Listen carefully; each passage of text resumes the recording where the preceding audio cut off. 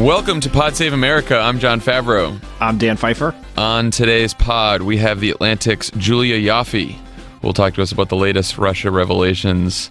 And then Ben Wikler from MoveOn.org will talk about how Pod Save America listeners can cause some trouble at your congressperson's town hall meeting next week. I think that's how people not cause trouble, to express their views as good-natured citizens. I mean, I wasn't advocating any kind of anarchy here, Dan. Are you sure? Are you wearing a black hoodie right now? We only have the most peaceful protesters here at Pod Save America. Everyone's saying that. And they're not paid. But if they were paid, they'd probably use the Square Cash app, Dan. Oh, is that how George Soros gets the money yes. protesters? If you want to go to a protest and get paid, download the Square Cash app. No, just kidding.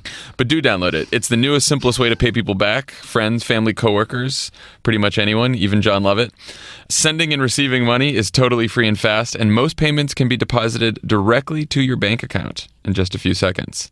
In the Cash App, link your debit or credit card, select an amount to send, and type in a friend's phone number or email address to complete a payment. They'll get a notification they've just received money. That's it. No gimmicks.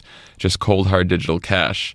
We like Square Cash because you can't get trolled on it like Sean Spicer got trolled on Venmo. Poor Sean Spicer. It was a sad moment for him. So, he should switch to Square Cash instead. So it's download the free Square Cash app for iOS or Android today. Okay, so let us begin with Flynn Ghazi. Can we call it Flynn Ghazi? I don't see why not. Okay, good. It's Flynn Ghazi. So Lieutenant General Michael Flynn broke some records this week. First senior administration official fired from two presidents of different parties. Fired from the Defense Intelligence Agency under Barack Obama, and was fired as Trump's national security advisor on Tuesday. Second record he broke. He's the shortest serving senior administration official in history. So I guess he's got that going for him. That's great. I mean, that'll be high up in his Wikipedia page. Yeah. So what was he fired for? He was not fired for saying that Islam is a cancer or that fear of Muslims is rational or tweeting a bunch of conspiracy theories, even though he did all those things. He was fired because of multiple calls he made to the Russian ambassador on December 29th, which was also the day that Obama announced new sanctions on Russia in retaliation for Russia interfering in our election with the goal of helping Donald Trump. Which is a coincidence, I assume. Total coincidence. It's like, what are the odds? What are the odds indeed? Well, at the time, our boy Sean Spicer and Vice President Mike Pence told the nation that Flynn's multiple calls with the Russian ambassador on the same day weren't about the sanctions at all. They were just an exchange of Christmas greetings. That's what you do with the Russian ambassador. You call him a couple times. You wish him Merry Christmas 4 days after Christmas and 2 weeks before the Russian Orthodox Christmas. And that's what you talk about. So we now know this is not true at all. The Washington Post this week confirmed that Flynn strongly implied to the Russian ambassador that the Trump administration would relax the Obama sanctions. Doing so would be a violation of the Logan Act, which says that private citizens are not supposed to make foreign policy on their own. That's a good law. I think it's a very good law. No one's ever been prosecuted under it. It's a pretty hard, difficult law it's a pretty difficult thing to prove. This one seems pretty cut and dry, but who knows? The Post also reported that Flynn had lied to Pence, which Pence also said. So here's where the whole thing gets even shadier. We also know now that in late January, Acting Attorney General Sally Yates, who's since also been fired by Trump, told White House counsel Don McGahn that she believed Flynn was lying about the calls. The White House did nothing with this information and only fired Flynn after the Post story broke. So, a few questions here. Did Flynn decide on his own to tell the Russian ambassador that Trump would ease the sanctions? Was Trump okay with him doing that? What do we think, Dan? There's so much to unpack here. Much. One, we don't actually know why he was fired because Kellyanne Conway, Sean Spicer, Michael Flynn, and Donald Trump have all given different versions of why he was fired. Kellyanne Conway, hours after saying Flynn had his full confidence, said that Flynn submitted his resignation because he didn't want to be a distraction. Sean Spicer read a hostage video style set of remarks explaining that the reason he was fired was a lack of trust And then Trump, in his pseudo press conference with Bibi Netanyahu yesterday, said that Flynn was a great guy and was treated very unfairly by the news media. Never had to answer a question about why he fired him because he only called on state media subsidiaries like townhall.com or whatever absurdity they called on. LifeZet. So we don't really know. But it seems unlikely to me. Like, I don't know whether Trump told him to do this, but it seems weird that Flynn would not tell Trump that he had done it afterwards. Right. Like he just like kept this little secret to himself and like didn't brief the president-elect on his call with the Russian ambassador. It seems weird. That seems very bizarre. It seems like someone would have told Flynn that was a good idea. Someone would have told, like, if you're the incoming national security advisor, you probably don't want to float with the Russians that the president may ease the sanctions on them if you have no idea whether that's true or if you haven't been authorized to do that. Yeah. So that seems. And then if the attorney general said, "Oh, by the way, we have this suspicion that Flynn was not that did talk about sanctions on the phone," and she says that in January, and she tells Don McGahn, the White House counsel, and Don McGahn apparently tells everyone in the White House, why didn't Trump lose faith in his national security advisor then? And just to be very precise on that, Sally Yates communicated that he was not forthcoming, not just with the public, but with the FBI when the FBI interviewed Flynn about it. So, which is obstruction of justice and how a lot of people in the political world go down. So, and Sally Yates said the Russians could blackmail Flynn, right? That he was vulnerable to Russian blackmail for this reason, and they kept him around for weeks, and where he continued to get all of the nation's greatest secrets, or at least the ones the intel community did not hide from the Trump administration. So there's so many people who have some blame here. I think Don McGahn is a great place to start, the White House counsel. Like, how do you, like, you were leaving everyone in the White House vulnerable to all kinds of legal and criminal issues by not acting when the acting attorney general tells you such a thing. I mean, also, like, Trump and no one in the administration could survive like 5 minutes of straight questioning on this topic, because Trump was out there in his press conference just saying, "Oh, Flynn's been treated so unfairly. He's a good man. This is all the fake media. This is fake news." It's like, well, if that's the case, then why'd you fire the guy, dude? Yeah, dude, why? If he's been treated so unfairly by the media and this is fake news, then why isn't he still working in your White House? Right. And why did Sean Spicer say the opposite 24 hours earlier? I mean, this is just like, forget about like the substance of the whole issue. Like, you're treating us like assholes. Like, I was thinking that we're not going to figure out like what your explanation is so off right now. It's just, the whole thing is crazy. By the way, as we're recording this, Trump is holding a press conference right now. So who knows what's going to happen by the time you hear this?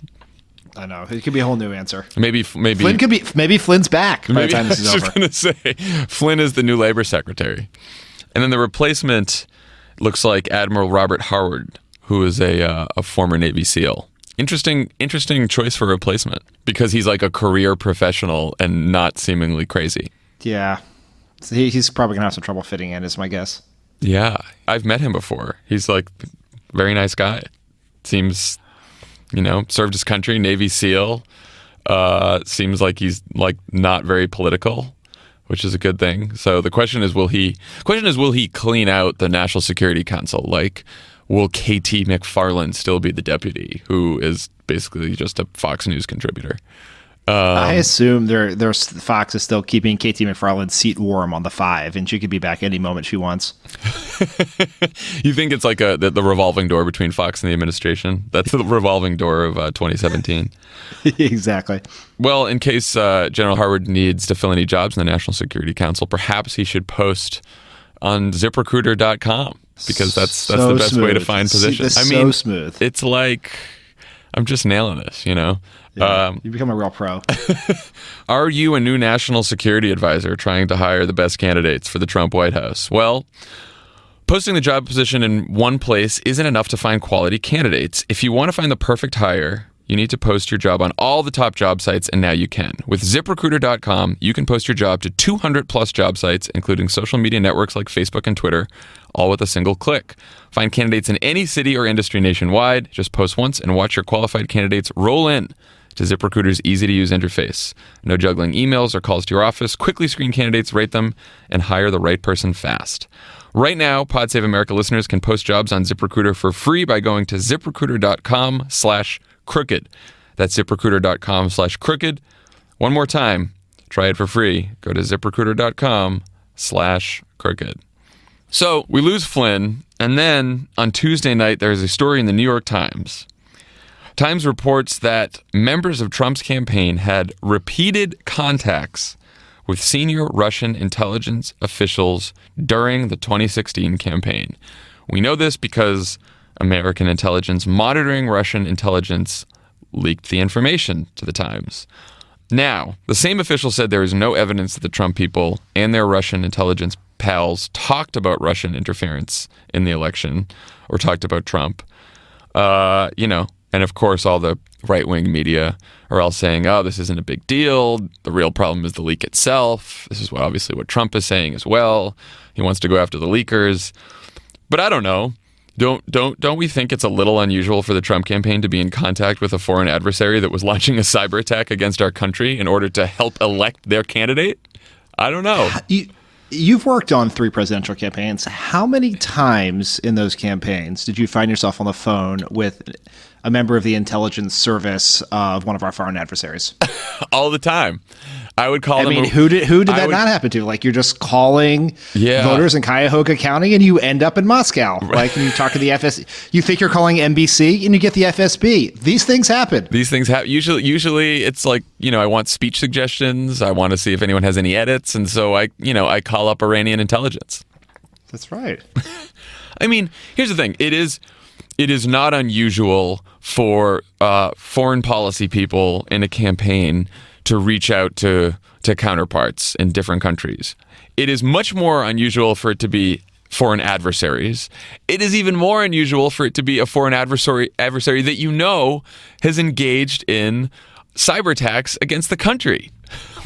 We knew these people, Mike Flynn and Donald Trump, stuff like that. The second they got an intelligence briefing, the first intelligence briefing in August, they knew that the Russians were behind the hack of the DNC and other attacks. They knew this, and they had repeated contacts with this government. So, I don't know. I don't know if they were talking about if there was there's no evidence that they were coordinating the attacks themselves and that they knew about the attacks and they were talking to the Russians about the attacks. But I don't know, still pretty weird to me, no? Yeah, pretty weird. What were they talking about is a very good question. And let's not forget, one of the officials mentioned in one of these reports is longtime Trump advisor Roger Stone, a man who literally has a tattoo of Richard Nixon on his back. That's not a joke. Google it. It's fucking gross, but it is true. Told the world he knew about the Podesta emails before the emails came out. He tweeted about them. He talked about the WikiLeaks. So he said, this Wednesday, Hillary Clinton is done, and then on that day or around that day, the Podesta emails came out. So 2 options there. He knew about this from his contacts with Russian intelligence, or he's psychic. You choose, America. Yeah, I mean, look, and everyone's sort of hanging their head on, well, the Times story is not a big deal because they said there's no evidence of coordination. Well, yeah, so there's no evidence yet. It's been said so far. And I don't know, even if there's no hard evidence that they colluded, if they knew about it, that still seems pretty bad. Yeah, this seems worthy of further exploration and investigation. Yes, perhaps there needs to be an investigation. I mean, we need to know also, why have the Trump campaign and Trump and his campaign and the White House have refused to acknowledge or deny these contacts? They won't say either way. So if they weren't a big deal, if the contacts were just calling, to say, hey, what's going on? Let's work together if I win. Why don't they just say that? There hasn't, because they know that something's out there, right? I mean, why else otherwise, why wouldn't you just admit it? Was it more Christmas greetings? Yes. Also, they were just preparing for Christmas greetings in the late fall. One official did talk about this. Oh God. Former Trump campaign manager Paul Manafort, friend of dictators. Good friend of dictators. He said, how am I supposed to know Russian intelligence folks don't wear badges? He said, so Paul Manafort resigned as Trump's campaign manager after we found out that he secretly received $13 million from a Putin puppet in Ukraine. That was the resignation, okay? And he said, I have never knowingly spoken to Russian intelligence officials. It's not like these people wear badges that say, I'm a Russian intelligence officer. I think that we probably need to start selling T-shirts from Crooked Media with little badges that say, I'm a Russian intelligence officer. That's excellent. That's a good merch idea. I think I just came up with that merch idea now.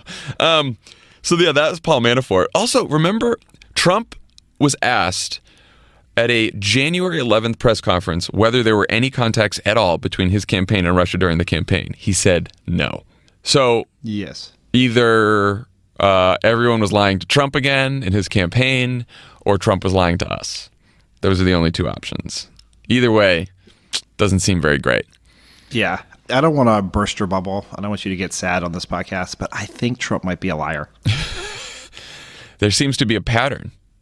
He lies about the easy stuff, so I don't think he'll lie about the easy stuff and then and tell the truth about the hard stuff. That doesn't usually seem how it goes. So let's talk about responses to all these allegations. First, let's start with the White House. So they've had quite a week at the White House, quite a couple weeks. They had Flynn. I mean, would you say worst week ever? I would say worst week. I'd say worst week in Washington for sure. Easy. Oh, they're about to get a nasty fix column. Easy week for Chris Cillizza. So Mike Flynn, Russia connections, and then Trump's pick for Secretary of Labor, Andrew Puzder, goes down. He was forced to withdraw his nomination due to allegations of domestic abuse, but really those allegations have been there the whole time. It was because there was an Oprah tape of his ex-wife in disguise on Oprah because she was afraid of him retaliating against her, describing these allegations. And I think when members of Congress saw that, they decided, well, if there's a tape, then we can't do it. So sad that it had to get that far. And it wasn't just the allegations that were taken credibly themselves. I mean, we had to have a tape involved. But aside from that, he also had like a number of things that would sink any other cabinet nominee. There were some tax issues. There was hiring an undocumented immigrant as a housekeeper. I mean, there's all kinds of things. So just generally an asshole, I think. Generally an asshole. Yeah, couldn't have happened to a least qualified candidate to run the Department of Labor. So good for him. So they have this bad week. And so all of these things go wrong in the White House. I mean, we have been in the White House during these crises. Not a week like that, not a week like this so badly, but I don't know. Most of the time when you're in the White House, you do think the press is making a bigger deal of the crisis of the day than they should. We've had our Obama's 20 Katrinas, the oil spill, all that other stuff. So I don't know. What do you do in these situations? What's the best way to act? Well, that's a good question. I mean, when I was writing down on our little outline that we prepare vigorously for the podcast, I put down our versions of oil spill, Ebola, Snowden. But those are all, as big as a pain in the ass as they were, drops in the bucket. They have multiple criminal investigations going on, nominees dropping out. Everyone hates each other. No one can leave because they're afraid they're not going to get invited to the meeting. The president's making foreign policy on the fly via Twitter account. I mean, just shit is off the rails. The problem is I think to the extent that you can draw any parallel between our normal government and this clusterfuck is these feeding frenzies are all consuming. You can't get your message out in any other way. You can't change the subject, and you have no control, especially if it is something that is happening within the FBI or in a congressional investigation. And we'll get to the profiles encouraged in the Republican Congressional Investigatory Committee community shortly. But they thought their day was done with Flynn resigning, that's not ideal. You don't want that, but at least it's over, right? They've put this behind them. They can move on. And then 24 hours later, the other story about the Russian contacts drop, and they were clearly surprised about it because our friend Sean Spicer was asked by John Carl in the press briefing a few hours before the story dropped about whether he could still say there have been no contacts. And he was like, I can still say that, no contacts. And then he finds out a few hours later via the New York Times that there have been many contacts. And so you just can't get off the mat because every time you turn around, there is another story that you don't know how to respond to because it's information that you didn't know about coming at you. And people get very nervous. People lawyer up and they get nervous and they stop communicating with each other. They stop writing emails about things. It gets very hard to make decisions in the White House. I wouldn't say I'm shedding a tear for these guys right now, though. No, it's interesting because, we've been there before. And like you said, in crises that quite are a drop in the bucket compared to this. But, it's also the way they choose to respond to these things. And that starts at the top with Trump, right? Which is they can never let it go. Like if you looked at, if you judge the White House message of the day by what the president says, which you usually do, and you look at Twitter, it's just like him attacking the leakers, him saying the leakers are going to pay a big price, him attacking the media, him attacking the Democrats. Like, if you wanted to at least try to start changing the subject, I don't know, maybe he can try to do what he was elected to do, like talk about an infrastructure bill, talk about his tax plans, talk about something. It's just like all they can do is try to respond defensively and lie in response to what happens. And that doesn't really help them too much, I don't think. Yeah, no, it doesn't. The other thing in how you respond to these is you need to get one answer that everyone within the administration uses, whether it's the president, it's Pence, it's Sean Spicer, it's Kellyanne Conway. They all say the same thing, and they say the same thing every day. Right. And you try to starve. It's a feeding frenzy, and you try to starve the media. And because what they love to do is say, well, Kellyanne Conway said this on Morning Joe, and then Sean Spicer said this. What does that mean? Did they change their opinion? And then Trump said this, and they're constantly changing the story every single day, and that's problematic because they don't know what the fuck they're doing, and they're not organized in any real way because it's pretty clear there's no leadership there. It's one thing if Trump, like they can't control Trump, which is scary for a lot, but amongst themselves, you would think that the staff could at least get in a room and come up with one answer between all of them, and they're incapable of that as well. Yeah, at least Kellyanne Conway and Sean Spicer, you think would be talking to each other since both of them are on TV all day. At least those two should get their stories straight. But that seems too tricky. I don't get the sense they like each other. I don't get that sense either. I don't think that they're thick as thieves. So Trump's response basically is to fire Flynn, sort of deny everything, attack the leakers. The New York Times today reported that he's basically assigning one of his billionaire hedge fund friends to lead a review of American intelligence agencies. So that seems like a great idea. So this guy's probably going to go through and try to, purge the people that aren't loyal to Trump. A little scary. Trump's been attacking the media as fake news. There's a lot of fake news, fake media, which, again, if it's fake news, then why did he fire Flynn in the first place? And then, and you alluded to this, Dan, he's only taking questions at these press conferences from right-wing media. 6 questions he's taken so far in 3 press conferences: New York Post, Fox, Daily Caller, Town Hall, Christian Broadcasting Network, and a local Sinclair outlet. Seems alarming, yes? Yeah, not... Now, again, we're doing this. He might have taken questions at this press conference today from a mainstream news outlet because maybe he's running out of, the life zets of the world, but who knows? Let's assume for a second he does that. Just for shits and giggles, we'll give him the benefit of the doubt. But we obviously did things with friendly news outlets, no doubt, and they should do the same thing. He can do interviews with them. He doesn't have to do an interview with Rachel Maddow. Obama didn't have to do an interview with Brett Baer, even though we did it once or twice. It's like and Bill O'Reilly. But in a press conference, you have to have a mix. And some people. I tweeted about this the other day, and I got a bunch of really well thought out responses from people with MAGA in their profile. But the truth is, I can't think of a press conference where we did anything resembling that.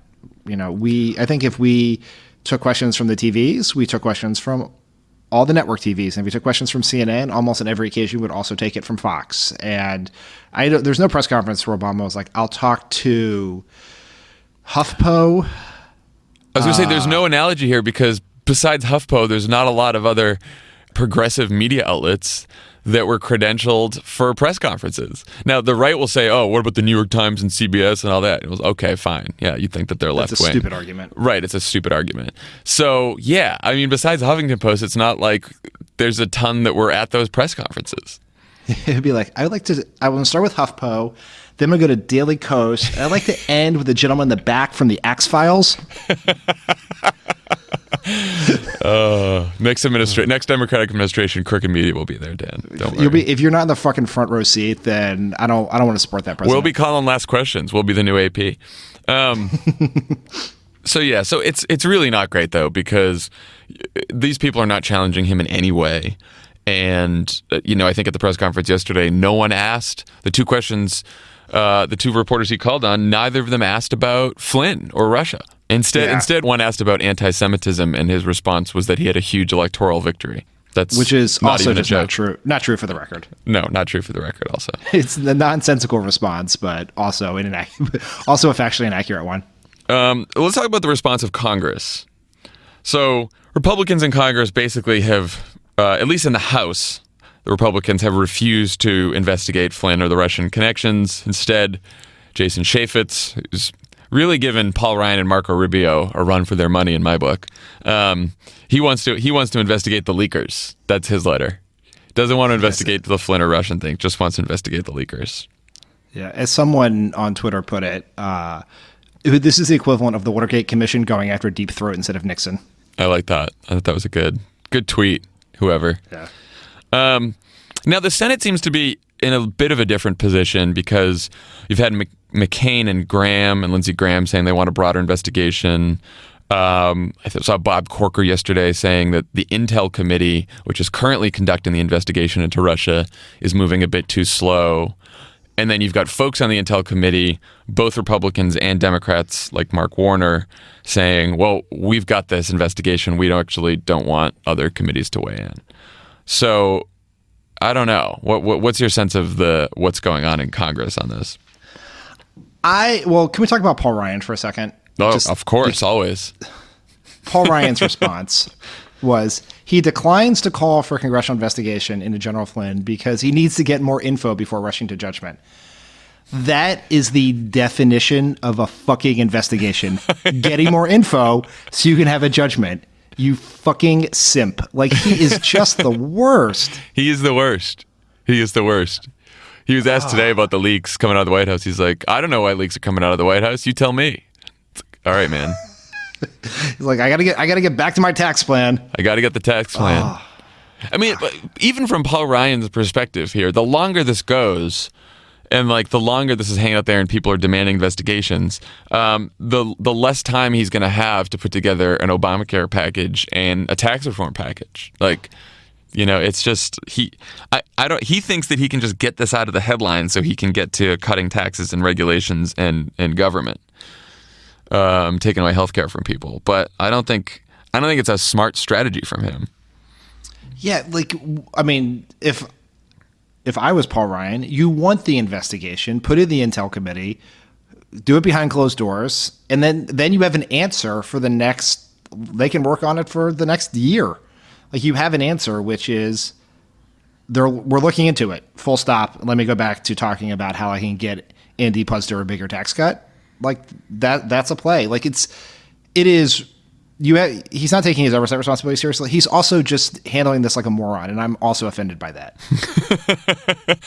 Let's talk about quickly the Democrats' response. This is a tricky one. Like, is it the right focus for the Democrats to be talking about Russia all the time? Because, do regular people, do voters care about this? It's tricky because I don't think you should base every decision on do voters care about this, because governing sometimes just requires doing the right thing. And if there's an investigation needed into Russian connections within the Trump campaign, then it's needed regardless of what voters think. But, we're also trying to win the House back in 2018. And I don't know. Are we wasting too much time on this? Are we not spending enough time on this? What do you think about that? I'm a little torn on this one. Democrats should push very hard for an investigation. They should put pressure on the Republicans. They should put pressure on the Justice Department. And I think, frankly, they should be putting pressure on Jeff Sessions to appoint an independent counsel. It is not credible that Jeff Sessions can be the one who oversees the investigation into this. This investigation into the Trump campaign. Jeff Sessions was one of the earliest and biggest boosters of the Trump campaign. And there's just, if Loretta Lynch had to recuse herself from the email investigation because Bill Clinton knocked on the door of her airplane, then Jeff Sessions should appoint a special counsel and an independent counsel, and there should be an independent investigation. The Democrats should push hard for that. I don't think our closing argument to win the House is going to be around Russia. Right. So we have to, at the same time we're pushing for this, be honing and developing our economic message, and that is where Trump betraying the quote-unquote working-class populism of his campaign is going to be, and that is all tied in with the corruption, with his billionaire nominees handing the government over to Goldman Sachs. All those things are part of a story, and we should tell that story over time. So in the long run, I don't think Russia is the solution to democratic political problems, but it's probably the right thing to focus on right now. I think they also probably have to connect the two messages in some way, too. Like, I think you say, Trump's lies and scandals and corruption and incompetence is preventing him from doing anything to help working people, right? Like, the administration is in such chaos, it is so incompetent, it is so embroiled in scandal that it's not doing what it was elected to do, which is help people, live their lives better. And the other side benefit of this Russia stuff is it also, one of the things we're trying to do is keep the Republicans from being able to move forward on some of their horrible legislative ideas. And the more chaos that is happening around here, the better. So there is, a fire, like we should continue to pour gas on this fire from a political perspective. And it's also the right responsible thing to do, because if it is true that Trump's campaign was colluding with Russian intelligence to affect our election, it's the biggest political scandal in American history. It dwarfs the Watergate, of Richard Nixon on Roger Stone's back. Like, it is a massive scandal, and we should be very focused on it as a country and as a party. We're not saying it's Watergate yet, but if that is true, then yes, you are correct. I mean, so responsible of you. Well, I'm seeing all these. I don't know. I was watching a little thing on Fox, the little clip, and reading right-wing news, and even some of the annoying centrist columnists would be like, "All the Democrats are doing is comparing it to Watergate." Like, that's the biggest problem right now is Watergate comparisons. That's our biggest challenge right now, Dan, with the Russia connections. Irresponsible Watergate comparisons. Okay, when we come back, we will have the Atlantic's Julia Ioffe to talk a little more about all this Russia stuff. This is Pod Save America. Stick around. There's more great show coming your way. Pod Save America is brought to you by SeatGeek, the first place that we go to look for tickets to a game or concert. All your Pod Save America hosts have the SeatGeek app on our phones. Pfeiffer just told me he used it the other day to buy some tickets. It's great. It's easy. It does all the price comparison for you by searching multiple ticket sites and ensuring that you get the best possible deal. SeatGeek does all the work. You save the time and money. Best of all, Pod Save America listeners get a $20 rebate off their first SeatGeek purchase. This is cash in your pocket. To get that $20 rebate on tickets, download the SeatGeek app. Go to the settings tab, click add a promo code, enter promo code CROOKED. It's important to enter that code. SeatGeek will send you $20 after you've made your first ticket purchase. So download the SeatGeek app and enter promo code CROOKED today. On the pod today, we have a staff writer at The Atlantic, Julia Ioffe. Julia, welcome back to Pod Save America. Thanks for having me. Absolutely.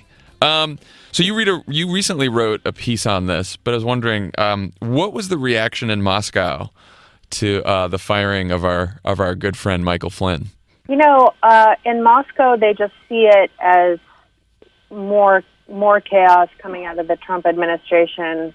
They seem to be backing away from him more and more. Today there was a report in Bloomberg that the Kremlin has ordered its various television stations to not report about Trump anymore. I saw that. Is the bromance over here? What's going on? I don't think the bromance is over. And, I think there were some some inflated hopes. There was actually a lawmaker in the lower house of the Russian parliament with a great last name of Slutsky or Slutsky, who yesterday, in response to Trump's tweet about Russia taking Crimea in all caps, said that this was like a cold shower for our inflated expectations. That said, I don't know that Putin had crazy inflated expectations. I think he doesn't, his expectations never get crazy and inflated. He is a realistic, very cynical, very jaded guy. And I think all of he is the one decision maker in the country, as one of the people I spoke to in Moscow said. And all the stuff around him, the champagne toast for Trump's inauguration and the live streaming, watching parties of his inaugural address, that's all great, but they affect nothing in terms of decision making. And Putin probably knew what he was getting with Trump. I think he was surprised that he got him, period. I don't think he thought he was going to win. He was just trying to, sink Hillary Clinton.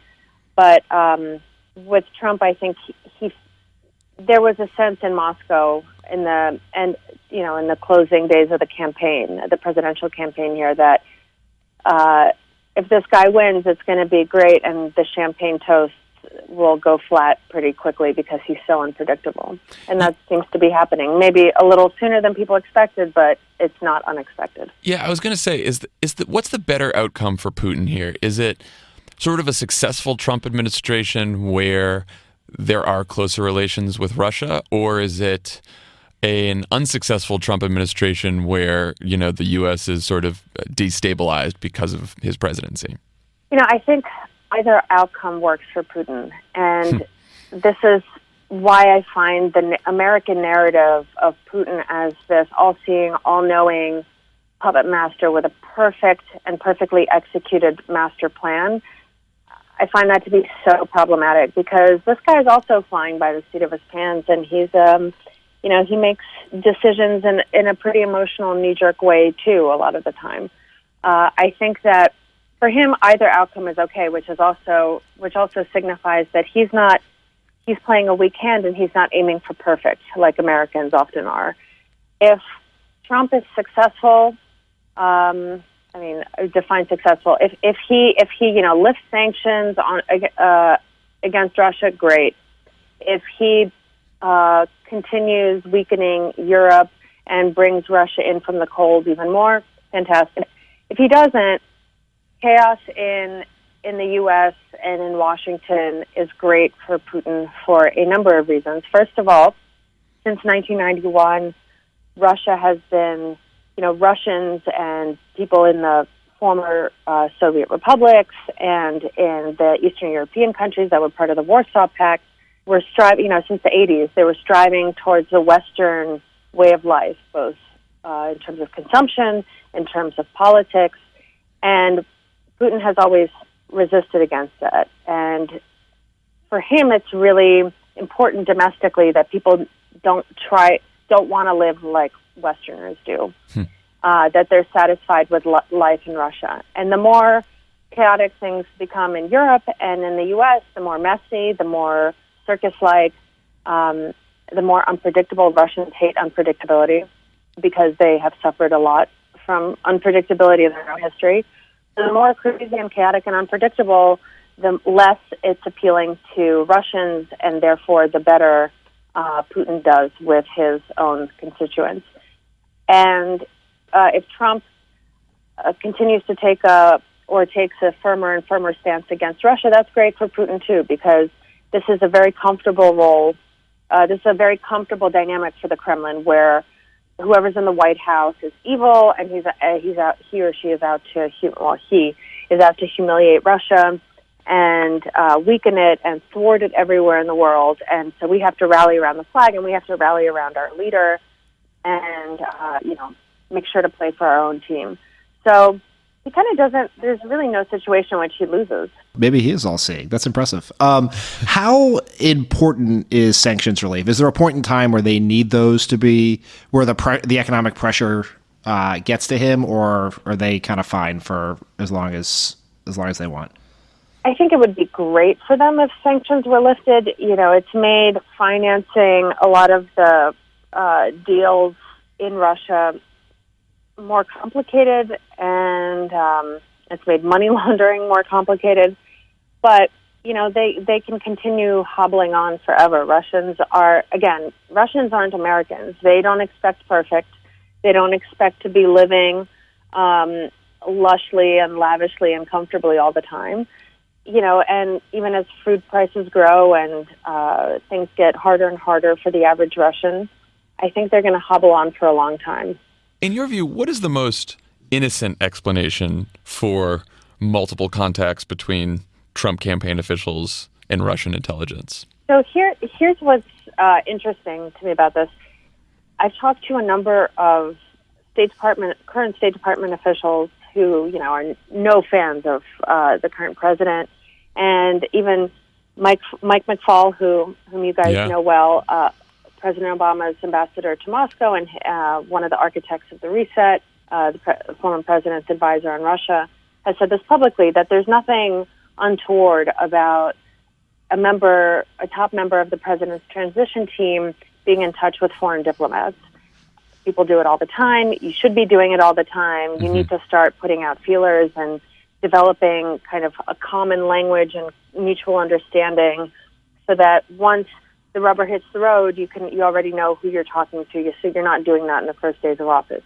The problem here seems to be twofold. One, it's political. He seems to have lied to the vice president, and certainly it looks bad when he's doing this, having stood up at the Republican National Convention last summer and joining the crowd in chanting "Lock her up," and saying, "If I had done a tenth of what Hillary Clinton did, I would be in jail." So that looks kind of bad. Plus, it seems he may have lied to the FBI. So I think, from the Russian perspective, they're not wrong in saying, this is an internal HR matter, and you guys sort it out for yourselves. We're not touching this. But what about I'm talking about the Times story, aside from Flynn, that during the campaign you had Manafort and I guess others, since they still haven't named them, who were in regular contact with senior Russian intelligence officials. Like, it does seem like, obviously in a transition, you want to start reaching out to your counterparts. I get that. I'm just wondering how unusual it is during what could they have been talking about during the campaign, right, if it wasn't some sort of collusion? I don't know. That said, I think the New York Times story is far from a smoking gun. Yeah. And, and they were quite careful and put in a number of caveats. And I can't believe I'm going to say this, but I think Paul Manafort had a point when he said in that story, when he was asked for comment, he said, look, you're talking to Russians, you don't always know that they're intelligence. They're not wearing name tags that say, hey, I'm an intelligence officer. And that's true. Under Putin, the lines between civilians and members of the secret services or the security agencies have become blurred. And any Russian you talk to, they don't know, and it's part of the idea is to sow mistrust between citizens, to atomize people, so that when you're talking to a fellow Russian, you don't know if you're talking to a businessman or an FSB guy posing as a businessman, or you're talking to a member of the foreign ministry and he's a GRU guy or just a diplomat. That's kind of by design. So they could have been talking to Russian businessmen. I'm the hypotheticals here, giving them the benefit of the doubt. Mm-hmm. They could have been talking to Russian businessmen that happen to have connections with the secret services. So, yeah, I don't know. I think it was not really a smoking gun. That said, all of this stuff is swirling and swirling and swirling. The Trump administration isn't really addressing this, and when they do address it, it kind of blows up even more. And there's a lot of unanswered questions, and it doesn't look great at the very, very least. Seems like at the least you might want an investigation just to sort of figure out the answers to all these questions. And also, it's interesting. Where's Comey in this? Where's the FBI director? He had painted himself into a corner with these weird precedents that he set for himself this summer. And so now we have reports that Michael Flynn may or may not have lied to the FBI, and Jason Chaffetz saying, the matter's resolved itself, and deafening silence from Comey and the FBI. given the precedent they set. It's just a hot mess. Indeed. A hot mess. That's a good description of our foreign policy. Speaking of a hot mess, what's the deal with the Russian spy ship off the coast of my home state of Delaware? A good question. I think that's actually quite normal. Most Russia experts I talked to were like, "This is why are we free?" So here's what's happening, and I think this is why Moscow is starting to back away a little bit. The chaos around Trump is bringing all the anti-Russia, the extreme anti-Russia voices, both on the left and the right in this country, into sharp contrast, and it's amplifying them. And so everything, a ship off the coast, we freak out. That said, it's not, that one's normal, but in the context of Russia buzzing NATO ships, American ships, constantly testing boundaries with NATO and Europe. So we no longer know what to freak out about, and we're just in constant caps lock freak out mode. And the Russians see this, and they're like, okay, let's just, lower the temperature a little bit, back away. The other thing, getting back to your first question about the fading bromance, it's only been a month, and massive policy differences have emerged between Trump and Putin. So, for example, all the saber rattling on Iran, there was a report today, I think it was the French foreign minister, said that after having met with Tillerson, he came away believing that the Trump administration wants to completely re-examine the Iran deal from scratch. That makes the Russians really nervous. Iran is an ally. They wanted the Iran deal. They worked on the Iran deal. They also do not want Iran trying to get a nuclear weapon and destabilizing the region even further. They do not like all the abuse hurled at Iran. You have the statements on Crimea from Nikki Haley, the Trump administration's ambassador to the UN, from Sean Spicer, from the president himself. That's not sitting well with the Russians either. They're saying, hey, you can't discuss Crimea because it's part of the territory of the Russian Federation, and we do not discuss our sovereign territory with anyone, so just shut up. And, the saber rattling on China. This is, these are huge, huge policy differences between the Kremlin and the White House. And I think it's actually smart for the Kremlin to take a couple steps back and say, you guys figure this out. Let's talk a little bit later. Interesting. Julie, one last question. We'll let you go. Mm-hmm. You wrote an incredibly moving story in The Atlantic a few weeks ago about your own experience coming to the U.S. as a refugee from the Soviet Union back in the late 80s. How do you feel watching what's happening today? I think I'm falling back on my Russian training, which is you kind of go a little numb and you try to find the humor in things and you try to not take things to heart. I really personally reached a low point that weekend that the executive order was signed on Holocaust Remembrance Day. My family is Jewish, and we lost many relatives in the Holocaust. And then, seeing these refugees who have already gone through extreme vetting, who have already, their cases are closed. They've been vetted. They're not, I think President Trump thinks that refugees are legal immigrants. They're not. They're legal. They've been vetted. And to be turned around at that point is just, I don't know. I just found myself crying a lot that weekend. And after that, I just pulled on my Russian shell of humor and numbness and been trying to truck through. Well, everyone should go read the piece in The Atlantic because if more people did, I think we'd have different views on this. So yeah, it's really powerful. Thank you again for joining us, and please come back soon when we need to figure out what is going on with Russia. Thank you, guys. Thanks, Julia. Bye. Don't go anywhere.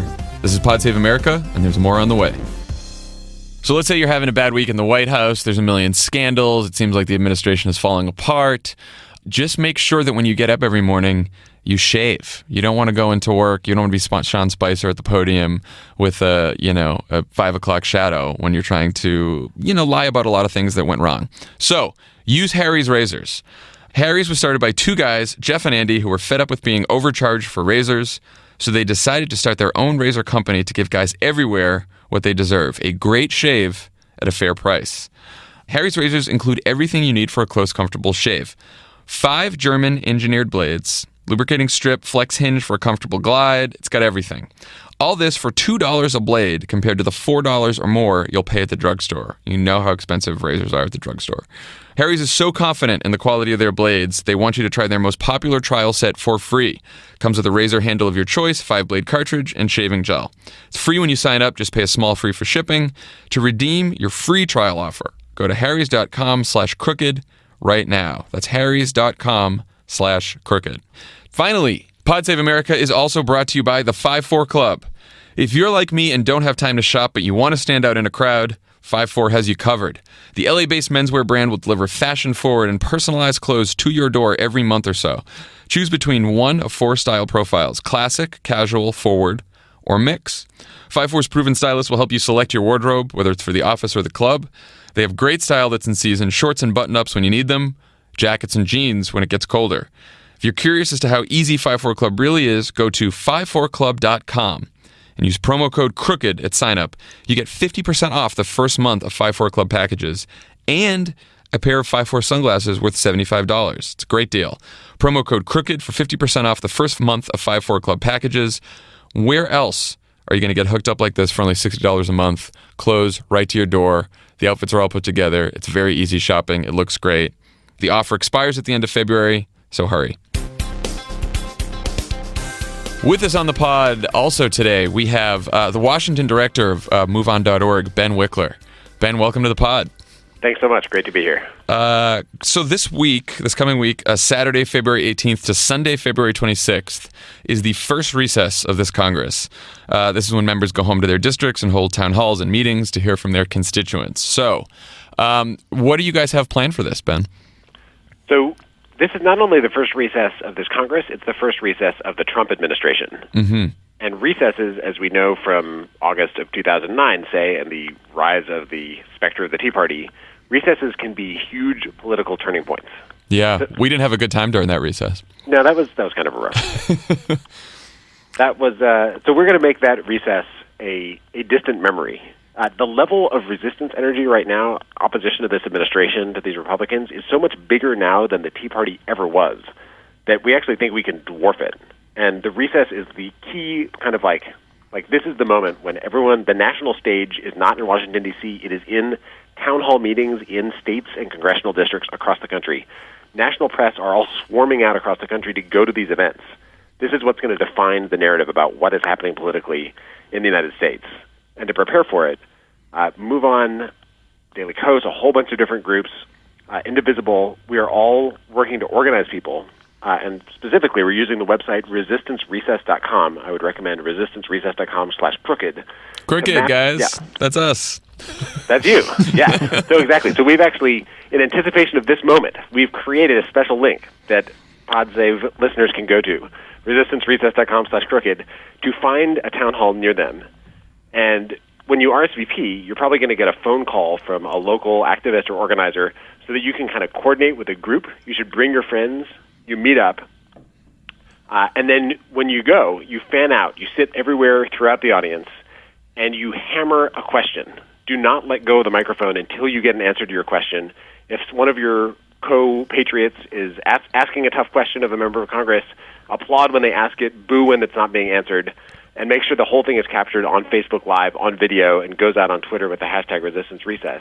And we can basically turn every one of these little things into a political flashpoint that echoes and ricochets throughout political Washington, so that by the time Republicans, drag themselves back, bruised and battered, to Washington, D.C., only in a figurative sense, these are very peaceful, right, all peaceful, citizen-y type activities. But by the time the GOP gets back to D.C., the amount of, we will have drained not only the swamp, but also all of the momentum out of their attempt to repeal the ACA and pass, a raft of terrible, terrible proposals. And this is important, too, because I just saw that Paul Ryan this morning said they will be introducing a bill. Of course, they've said this for the last 7 years, but he said that they're going to be introducing a repeal and replace bill after they all get back from President's Day recess. So he didn't say which year, so that's a very important point. I think that Paul Ryan's staff has that teed up every year. And they've been doing it every year since 2011. Yeah. So Ben, I have a couple questions for you. First, are these paid protesters? We have a $3 trillion fund that we're using to give a $1,000 check to each person who goes to one of these protests. So if you want to get reimbursed, you just go to Pod Save America. You go to getcrookedmedia.com/reimburse and you can get your Soros. And there's actually make it clear that this is a joke because Pod Save America. Crooked Media does not have the that funny kind of thing is, not only are these not paid protesters, the organized left, the professional left, if you will, is like scrambling to catch up with the amount of energy and appetite to show up at these events. Members of Congress can't organize enough events to accommodate all the people that want to come and ask them questions. That's actually led to a new idea, which is constituent town halls, which is basically if there's not a town hall near you, then at the resistancerecess.com/crooked website, if you click Make an Event, you can organize your own town hall where you invite your member of Congress to show up and invite the media and have an empty chair for them if they don't come. And there's going to be hundreds of those across the country at the same time as there are all these official town hall events. Normally it is really hard to get enough people to fill a small coffee shop. But congressional offices are now either booking bigger and bigger venues to deal with the anticipated crowds or freaking out and making all these security plans to deal with the fact that they are going to be jam-packed. There's going to be an overflow crowd at these events. It's going to be peaceful, but it's going to be intense. And if you have a question about whether your health care is going to get ripped away or, your kids will be able to sign up for your health insurance plan, or if your grandmother is going to be kicked out of a nursing home because Medicaid funding has been slashed by $2 trillion, which is what Tom Price wants to do, go to this event and you will find it can be a little scary, right, to ask a member of Congress a question as a regular citizen. You will find that you are surrounded by supportive people who are there just to cheer you on as you ask that tough question and do your best Jake Tapper and, don't let go until you get the answer. Study Jake Tapper interviews before you go to your resistance recess. I was going to ask, for someone who's never been to one of these, which is, I'm assuming, going to be a lot of people because we're hearing from people who listen here, it's the first time they've ever gone to a protest, or the first time they've gone to a town hall. What's the experience like? What should someone expect if they go to one of these? So historically, the experience is that there's a handful of very sleepy people. That is not what the experience will be now. If you're going now, let's say you go to resistancerecess.com/crooked, you're in Phoenix, and you find that Paul Gosar is having a town hall at the Best Western Gold Canyon Inn and Suites, which is across the street from the Walgreens, outside of town. Lovely. It's a lovely spot. Yeah. It's beautiful, kind of flat with hills in the distance. The town hall's at 6 p.m., so you arrive with your car full of friends. You pull in just as the sun is setting.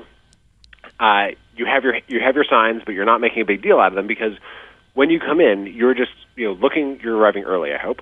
You're looking for good seats spread throughout the crowd so that all of you can be raising your hands and you have a better chance of getting called on. The member of Congress, probably arrives a little bit late, introduces, makes some sort of platitude-y remarks. They're probably a little nervous. They're trying to figure out who in this crowd is there to hassle them. The answer is almost everybody, but in the best, most patriotic, civil possible way. And then they open the mic. They probably have a floating mic or, depending on the size of the room, maybe they're just calling on people. And everyone's hand shoots up. You want to be smiling and looking as just supportive as possible when you have your hand up because you want to be called on. You don't want to be ignored. And you and your friends throughout the room have all written down your questions in advance. You've practiced them. You know how to include a bit of your own story. So you're identifying yourself. I'm Ben Wikler. I was once turned down for health insurance when I was freelancing because I'd just gotten a stomach bug test. That's actually a story about my wife. She's lactose intolerant. She had the test out. We were turned down for insurance for a pre-existing condition because we didn't yet know why she had a stomach ache. That was the old days, right? So you tell that story, and then you say, "Can you commit right now that under whatever plan, you come up with, that you would not vote for any plan that would result in someone like me getting turned down for insurance, and that everyone who has insurance right now can keep their coverage? Can you commit to that here and now?" And then the member of Congress tries to dodge, and by this time, you're nervous, you're excited, and you're supposed to stop talking, but you haven't gotten an answer to your question. So you look at your member of Congress, and you know that there's all these people holding up their phones, making a Facebook Live video of Paul Gosar right there and then, and you say, "Can you please commit? This matters for my family. Can you commit that people will not lose their insurance coverage, that people won't be turned down?" And everyone applauds, And you find suddenly that like the whole like vibe of the room has turned. It's like on your side. You're standing there, supported by this whole kind of grassroots army of your fellow constituents. Even though none of you are being paid, it's like a volunteer army, like the old days of the American colonies before they figured out how to pay people. And your member of Congress eventually is like not satisfying people. Your goal is to get a public stance, a commitment, which is what politicians who have unpopular views least want to give. But they're going to try to like wiggle and explain away. You got to keep hammering. Yeah. What's happened in some of these town halls is the members of Congress actually sneak out the back entrance and try to avoid seeing their constituents. Capture that on video for sure. Yeah, definitely. Yeah, post your like 10th person in your group should be outside by the exit so that you capture it on video if they actually try to flee. Look, basically, you want to get to the point where the Republican member of Congress just says, "I quit," put a Democrat at my place. Then you walk out. George Soros is standing there with your check, and then you go home. It's a great day. Exactly. Just, take the limo ride home and let the valet take your car home. And we should say again too that if because I saw Vice News had a report today that 200 members of Congress aren't holding town halls or meetings next week because they're afraid that this might happen. And so, like you were saying, Ben, you should organize it yourself. You told me that some people are bringing cardboard cutouts of their congressmen to the town halls where they're not holding them. Yeah, that's a great thing to do. You can actually just use a computer printer and print the face of your member of Congress, and then if you take like a piece of a box, you can tape it to it, and then you just bring like a shirt on a coat hanger. You can have a pretty good replica of your member of Congress at your town hall, even if they don't show up. Yeah, I should say careful with those cardboard cutouts, everyone. I had a bad experience. Keep that shit off Facebook. Put them in a red "Make America Great" hat. The other thing I just want to emphasize is, you do it, and then you make sure that the world sees it. So, like, you might not get to ask a question if you go to one of these. What you can definitely do, what everyone can do, is post to Facebook, post to Twitter from the event, do a Facebook live stream from the event, keep the camera on your member of Congress. And if you push it out with the hashtag #ResistanceRecess, then my colleagues at MoveOn are going to be tracking that throughout the weekend. Lots of people will be tracking it. And it can be amplified. It can go viral and be seen, across the country. Yeah. There's going to be a flood of these things. And that's something that, no matter, even if you are terrified by the idea of asking a question at one of these things, you can really help create a moment that becomes a political turning point. Yeah, and you should all know that we will do the same thing. So if you tweet at your 4 favorite Pod Save America hosts, we'll be monitoring this all weekend and next week too, and we'll give you some love. Ben, thank you so much for checking in with us and talking about this, and thanks for helping us set up this website. We're very excited about this. So everyone, again, go to resistancerecess.com/crooked to find out where you can go to organize during the recess, and we will be checking in next week on this just to give everyone updates on what's happening out there. Ben, thanks for stopping by. Awesome. Thanks, man. Take care. If you enjoyed this episode of Pod Save America, there are other great new and archived episodes you should go check out. Subscribe via iTunes, Google Play, Stitcher, Spotify, or wherever you get your podcasts. Thanks again to our sponsors. Please support them the way they support this podcast. And also, check out Tommy Vietor's podcast, Pod Save the World. Subscribe to that one and don't miss a new episode of Pod Save the World every Wednesday. Thank you very much for joining the pod, and take care.